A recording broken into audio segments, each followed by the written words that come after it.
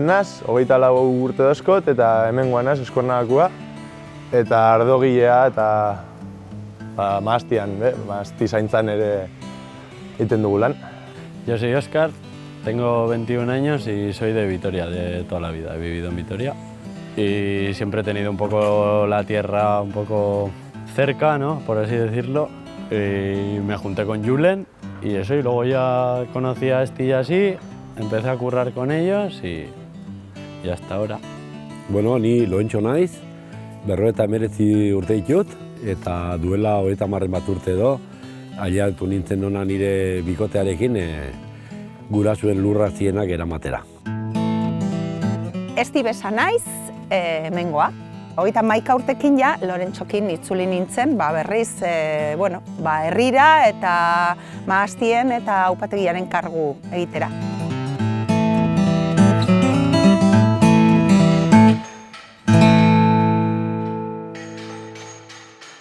Bizi izan dudana izan da, txikitatik. Azkenian, astoak, animaliak, mahastiak, gero matxa zapaldo, ez dakiz zerba, beti hori gure egunerokotasunean zegoen. Iruñara joan nintzenean ikastera ere, herri txiki batean bizi ginen, gure baratza geneukan, gure piperrak, tomatiak,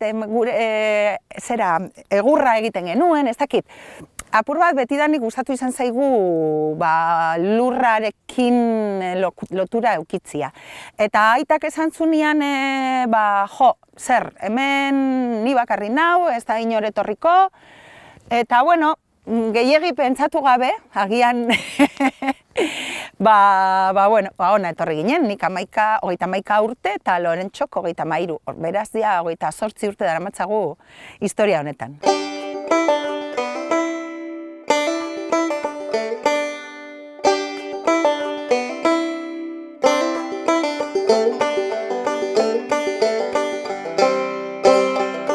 Lehenbiziko kontua izan zen mahaztiari buruz ikastea. Gu honea etorri ginenean ez genukan idearik ere, non gebiltzan, ze egiten genuen, eta orduan zaharrak erakusten zigunakin hasi ginen. Horrela eman genituen urte batzuk, aiketa kontuatu ginen arte, igual beste modu bat bazela gauzak egiteko, eta hortantxe hasi ginen, pixkat ekologikoarekin, begira. Hasieran, pentsatzen duzu dakizula, txikitatik ezagutzen nuenez, baina gero ja esperientzia hartzea eta benetan ikastea zaila da, ez? Gero nik aukeratu nuen enologia egitea ona etorri ginenean, eta orduan Lorentxo hasi izan hasieratik mahastietan, lurra lanean, eta ni pixka bat zentratu nintzen upategian, ez? Ikusten genuen lurra analizia batzuk egin genituen, orduan zegoen ardoaren etxean eskaintzen zuten lurren analiziak eta egitea ikusteko nola zijoa zen eta hori, eta kontuatu ginen desastre bazala azken 40 urtetako lanak. Orduan beste zerbaitetan pentsatzen hasi, eta lehenbiziko mahastia erosi genuenean bikoteak eta biok, hasi ginen ja ekologikoan. Pasatu ginen modu konbentzionaletik ekologikora, ekologikoak eskatzen zuena guretzat oso erresa zen betetzea, lehendik ere erabiltzen genituen zenbait produktu erabil genezakelako, baina hortan ere konturatuta gaude, pauso bat gehiago eman behar dugula eta ikasi behar dugula. Azkenean honetan eta nekazaritzan esan beharra dago eskakin batzuk garela. Erakutsi digutela nekazari kriterio gabekoak izatea, eta nik uste dut horrekin bukatu behar dela eta beste bide batzuk hartu behar diela, eta gu hortan gaude. Gu hona etorri ginenean konturatu ginen lurra zegoela zizko bat eginda.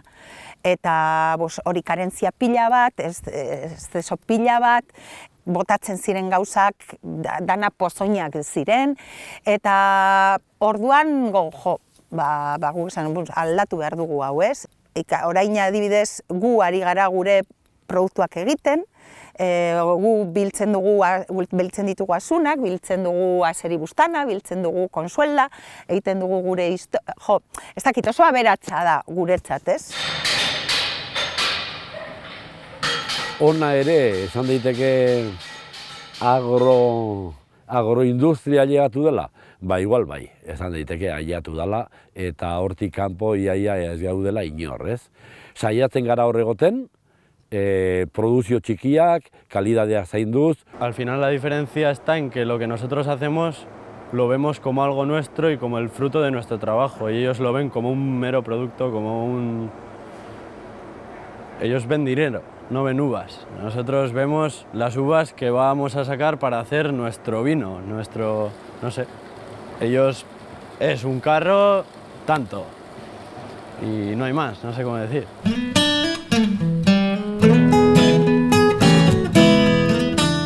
Guk egiten dugu prozesu osua, bai. Lurra, mahatsa, transformazioa eta gero salmenta. Bi mota printzipal jartzen ditugu, biura, txurian eta tempranillo beltzean. Eta behin bodegara ekartzerakoan, mazerazio karbonikoa, hartzidura karbonikoa egiten dugu. Beratze karbonikoa, gure metodo hori, legamiak erantziz abiarazten dugu hartzidura, baina gero, berez, hartzidura karbonikoa deitzen zaio, mahatsalearen barruan, ematen den prozesu interzelular bat, non azukrea alkohol bihurtzen den, eta bi hartzidura paralelo bezala ematen dira. Batetik, fermentazio alkoholikoa, mahatsetatik kanpo dagoen muztioarena, eta beste alde batetik ale barrukoa.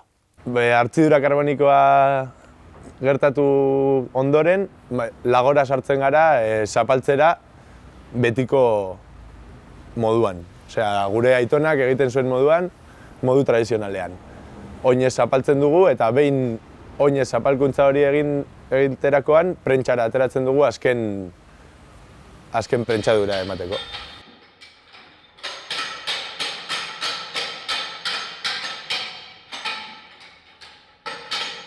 Gure apostua da salmenta zuzena, eta 0 kilometroa, ez? Hori da guk nahi duguna.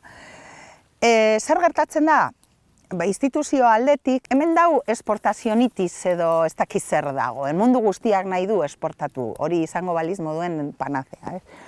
Guk ez dugu hori nahi, eta orduan salmenta zuzena nahiago dugu. Kontsumo talde asko sortu dira, eta kontsumo talde hoiengana ere jotzen dugu. Bestela ere, tabernetan, elkartetan, jatetxetan, hola zibiltzen gara.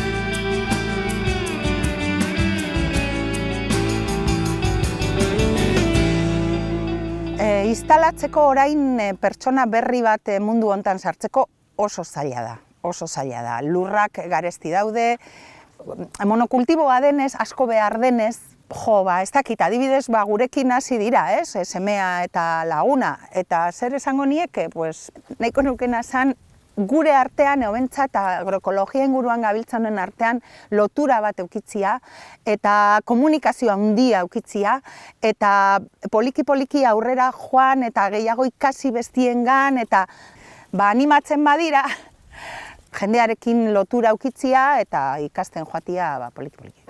Pues yo les diría que adelante, que aunque las cosas vayan mal o puedan ir mal, o siempre, no sé, siempre te va a aportar algo, ¿no? Te va a aportar, yo qué sé, experiencia, siempre vas a aprender y mira, si te sale bien, pues puedes vivir de algo que te gusta y haciendo lo que crees. Yo creo que es lo más importante. Gu ja 60 urtera goaz, atzetik semeak eta datoz, eta haiek, lurrak hartuko dituzte, eta hemen daukate nolabait ezateko infrastruktura bat orain arte eraman dugun lan motarekin jarraitzeko. Horrek ez du esan nahi, azkenean lurrak hartzen dituenak ikusi behar du nora jo, zer egin, eta berak hartu behar ditu bere erabakiak.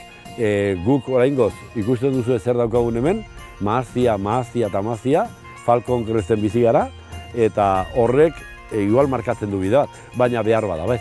Ezan daiteke beste bide bat ere hartzia. Lurrak hemen daude, azkenean lurrarekin egin behar dugu lan, eta lurra da pixka bat defendatu behar duguna. Eta gero bakoitzak hartu dezala bere erabakia. Diversifikatu nahi baldin badu eta beste gauza batzuk egin, ere posibilitatea badute. Cada día es un nuevo aprendizaje, no sé cómo decir. Cada día aprendemos algo, cada día hacemos cosas nuevas y vamos innovando o intentando mejorar. La gran pregunta, ¿no? ¿Es posible vivir de esto? Sí, todo el mundo sabe vivir de esto. Pero la pregunta es si es posible vivir de esto siendo consecuente con lo que tú piensas y lo que tú crees. Y yo creo que también, que es posible. Lo único que hay que trabajar mogollón.